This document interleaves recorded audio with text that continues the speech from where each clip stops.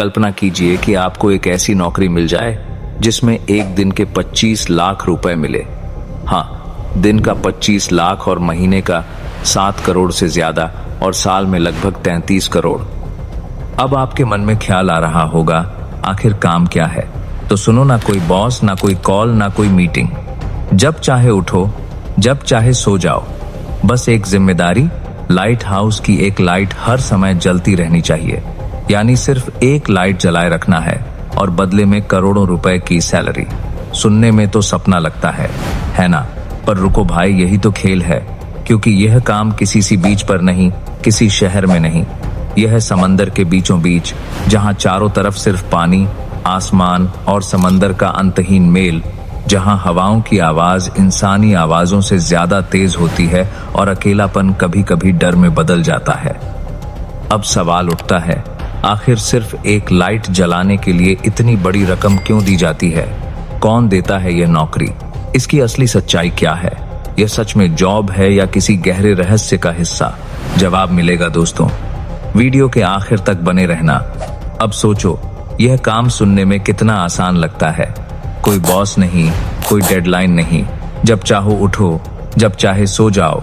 काम का कोई दबाव नहीं, ना फोन कॉल्स, ना मीटिंग्स, बस एक जिम्मेदारी।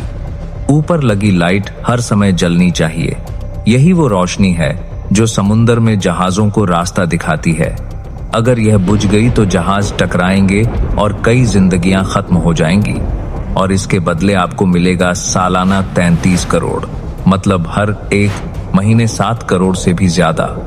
सुनकर लगेगा यह तो जिंदगी का सबसे बड़ा ऑफर है। लेकिन भाई, असली कहानी वहीं से शुरू होती है जहां यह सपना टूट जाता है। क्योंकि यह लाइट हाउस किसी बीच पर नहीं, किसी शहर के किनारे नहीं, यह खड़े हैं समंदर के बिल्कुल बीचों बीच, चारों तरफ पानी, जहां तक नजर जाए। कई किलोमीटर तक इंसानों का नामो निशान नहीं, बस लहरों का शोर और हवाओं की चीख। शुरुआत में आपको लगेगा यह तो आजादी है, कोई रोक टोक नहीं, पूरा समय आपका अपना। लेकिन हफ्तों बाद यही खामोशी आपके लिए जहरीली हो जाती है। क्योंकि वहां ना इंसान है, ना बातचीत, ना आवाज, सिर्फ लहरों का शोर और हवा की चीखती हुई सीटी। धीरे धीरे यह तन्हाई आपका दिमाग चीरने लगती है। लेकिन यह तो सिर्फ शुरुआत है। असल डर तब पैदा होता है जब मौसम अपना मूड बदलता है। क्योंकि यह जगह तूफानों का अड्डा कहलाती है। ऐसे तूफान जिनकी लहरें 10 मीटर नहीं बल्कि इमारत की ऊंचाई तक उड़ जाती हैं। सोच कर देखो, बाहर समंदर में लहरें नहीं बल्कि समंदर खुद तुम्हें निगलने के लिए तुम्हारी ओर दौड़ रहा है। हर एक लहर की टक्कर ऐसी सुनाई देती है जैसे कोई दानव लोहे के दरवाजे पर मुक्का मार रहा हो। और उस पल आपका दिमाग एक ही सवाल करता है, क्या अगली लहर मेरी आखिरी होगी? इतिहास गवाह है, कई लोग इस लाइट हाउस में आए लेकिन वापस कभी नहीं गए। तूफान आया, रास्ते बंद हुए, मदद पहुंच नहीं पाई। दिन हफ्तों में बदल गए और फिर उन लोगों का नाम तक जिंदा नहीं रहा, जैसे वो कभी थे ही नहीं। अब सोचो, यह नौकरी सुनने में जितनी आसान लगती है, असल में उतनी ही खतरनाक है। तो सवाल यह है, क्या 33 करोड़ इस डर को हराने के लिए काफी है, या यह नौकरी एक सुनहरी जंजीर है जहां से निकलने का एक ही रास्ता है, मौत? अगर यह सब जानने के बाद भी आपके दिमाग में यह ख्याल है कि भाई मैं तो यह नौकरी कर ही लूंगा, तो रुक जाओ भाई। क्योंकि अब हम आपको बताएंगे कि यह लाइट हाउस क्यों बनाए गए थे और क्यों इनकी रोशनी का जलना इतना जरूरी है। इसके लिए हमें समय में बहुत पीछे जाना पड़ेगा। उस समय में जब इंसानों के पास सड़कें नहीं थी, न जहाजों के लिए कोई सिस्टम। उस दौर में अगर किसी को लंबा सफर तय करना होता तो बस एक ही रास्ता था, समंदर जहाज। महीनों तक पानी में चलते, दिन में सूरज रास्ता दिखाता, रात को नाविक आसमान के सितारों को देखकर दिशा पहचानते। लेकिन जब बादल छा जाते तो रास्ता गायब हो जाता। कई जहाज गलत दिशा में जाते और पत्थरों से टकराकर डूब जाते। ऐसे ही हादसों ने कई लोगों की जान ले ली है। कहानी शुरू होती है एक नाविक से। कैप्टन मॉर्सिस, रात का समय था, चारों तरफ अंधेरा। उसकी लकड़ी की नाव तेज लहरों में आगे बढ़ रही थी। पानी के नीचे बड़ी बड़ी चट्टानें थी जो दिखाई नहीं दे रही थी। नाव चट्टानों से टकरा जाती है, समंदर की लहरों के द्वारा सब डुबो दिया जाता है। लेकिन कैप्टन किसी तरह बच गया। लेकिन उस हादसे ने उसे सोचने पर मजबूर कर दिया। क्यों ना एक ऐसा सिस्टम बनाया जाए जिससे खतरे का अंदाजा पहले ही लगाया जा सके। यहीं से लाइट हाउस का आइडिया आया। कैप्टन किसी तरह सिस्टम बनाया जा सके, विचार को हकीकत में बदला मिस्र के शहर अलेक्जेंड्रिया ने। उस समय वह शहर व्यापार का बड़ा केंद्र था। दुनिया भर के जहाज वहां आते, लेकिन वहां का समुद्र बेहद खतरनाक था, क्योंकि पानी के भीतर छिपी चट्टानें किसी भी जहाज का अंत बन सकती थी।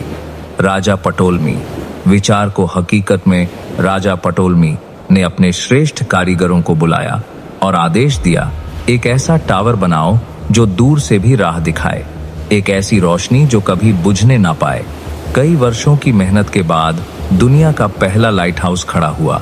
384 फीट ऊंचा सफेद पत्थरों से बना और उसके शीर्ष पर हमेशा जलती रहती थी आग।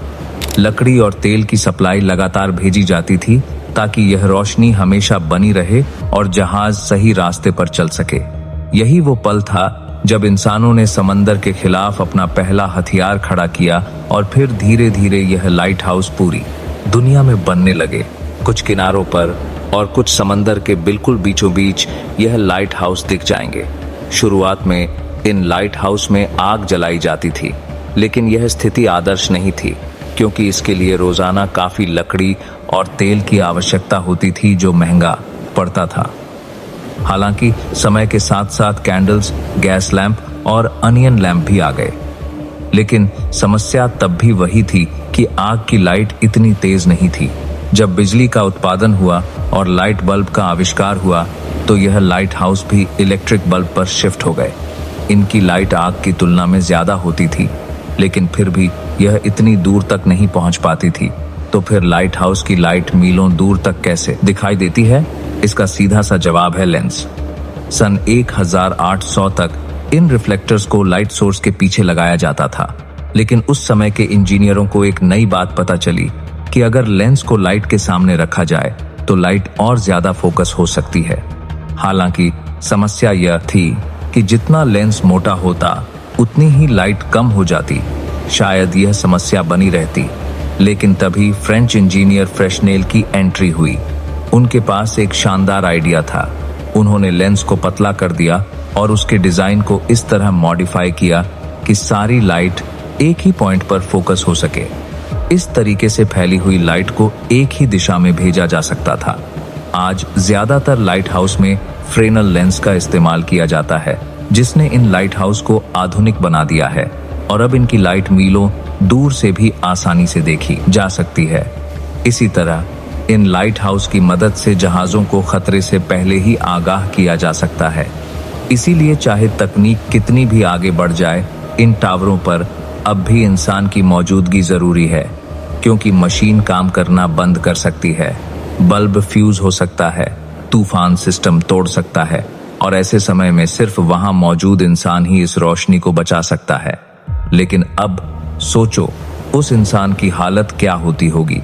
चारों तरफ बस पानी, ऊपर गरजता हुआ आसमान, और आप एक सुनसान ठंडे टावर में अकेले, ना कोई साथी, ना कोई आवाज, ना कोई इंसानी चेहरा, सिर्फ हवाओं की सिसकियां और लहरों का अंतहीन शोर। दिन में यह दृश्य खूबसूरत लगता है, लेकिन जैसे ही सूरज डूबता है, समंदर का रूप बदल जाता है। अंधेरा गहराता है, हवा तेज होती है, और वो जगह जो दिन में सुंदर लगती थी, रात में खौफ में बदल जाती है। और उस अंधेरे में बस एक ही चीज चमकती है, वही रोशनी जिसे बचाने के लिए आप खुद को खतरे में डालकर बैठे हैं। जरा कल्पना करो, रात का माहौल है, चारों तरफ गहरा अंधेरा फैला हुआ, न कोई इंसान, न कोई आवाज, बस समंदर की दहाड़े। अचानक मौसम बदलता है, आसमान में काले बादल इकट्ठे होने लगते हैं, हवाएं जोर से गूंजने लगती हैं, और समंदर एक राक्षस की तरह उफान मारने लगता है। लहरें इतनी ऊंची उठती हैं कि ऐसा लगता है जैसे वो टावर को निगल जाएंगी। हर टक्कर ऐसा महसूस कराती है जैसे यह टावर अभी इसी पल ढह जाएगा। और उस वक्त आपके दिमाग में बस एक ही सवाल घूमता है, क्या यह रात मेरी जिंदगी की आखिरी रात है?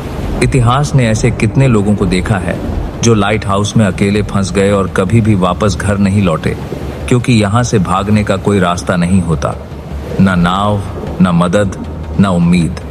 दूर से देखने पर यह नौकरी शांति, अकेलापन और रोमांस लगती है, लेकिन हकीकत यह है कि यह नौकरी हर रात मौत का सामना करने जैसा है। अब सवाल यह है, आखिर कौन देता है इतना पैसा? क्यों सरकारें इन लाइट हाउस को चालू रखने के लिए करोड़ों खर्च करती हैं? क्या सिर्फ जहाजों की सुरक्षा के लिए, या इसके पीछे कोई रहस्य छुपा है? नेवी और कोस्ट गार्ड जैसी संस्थाएं नियंत्रित करती हैं, क्योंकि यह रोशनी सिर्फ एक बल्ब नहीं है, यह समंदर में चल रही सैकड़ों जिंदगियों की उम्मीद है। अगर एक लाइट बंद पड़ जाए तो करोड़ों नहीं अरबों का सामान और अनगिनत इंसान पानी में हमेशा के लिए खो सकते हैं। और अब आते हैं उस वायरल दावे पर, क्या इस नौकरी के लिए सच में 33 करोड़ मिलते हैं? जवाब है नहीं। यह इंटरनेट पर फैलाया गया बस एक फेक दावा है। सच्चाई यह है कि लाइट हाउस कीपर की सैलरी एक आम सरकारी नौकरी की सैलरी जैसी है। भारत में इस नौकरी की सैलरी आमतौर पर 50 से 60 हजार महीना होती है। कुछ देशों में यह 2 लाख से की करते होती है। जी हाँ, जिन लाइट हाउस का लोकेशन बेहद खतरनाक होता है वहां थोड़ा ज्यादा पेमेंट मिलता है, लेकिन करोड़ों रुपए वो तो सिर्फ इंटरनेट पर फैलाया गया झूठ है। फिर भी यह काम आसान बिल्कुल नहीं है। तन्हाई, खामोशी, तूफान मारते तूफान, यह सब इस नौकरी का हिस्सा है। और तकनीक के इस दौर में भी इंसान का होना जरूरी है, क्योंकि मशीनें फेल हो सकती हैं, बल्ब फ्यूज हो सकता है और तूफान में सिस्टम बिगड़ सकता है। अगर रोशनी बुझ गई तो नतीजे जानलेवा हो सकते हैं। तो अब सवाल आपसे है, क्या आप वो इंसान बनना चाहेंगे जो समंदर के बीच खड़े होकर हर तूफान का सामना करें और सिर्फ एक लाइट जलाकर दुनिया को बचाए रखें? अगर आपका जवाब हाँ है तो याद रखिए, यहाँ करोड़ों रुपए नहीं, लेकिन हिम्मत की कीमत आज भी पैसों से कहीं ज्यादा है। अगर आपको यह वीडियो पसंद आया हो तो इसे लाइक करें और नीचे कमेंट में बताएं, क्या आप सच में यह नौकरी करना चाहेंगे? और हाँ, ऐसे ही रहस्यमय और रोमांचक किस्सों के लिए चैनल को सब्सक्राइब करना और बेल आइकन दबाना मत भूलिए, ताकि हमारी अगली वीडियो की नोटिफिकेशन आपको सबसे पहले मिले। तो मिलते हैं दोस्तों एक और रहस्यमय वीडियो के साथ।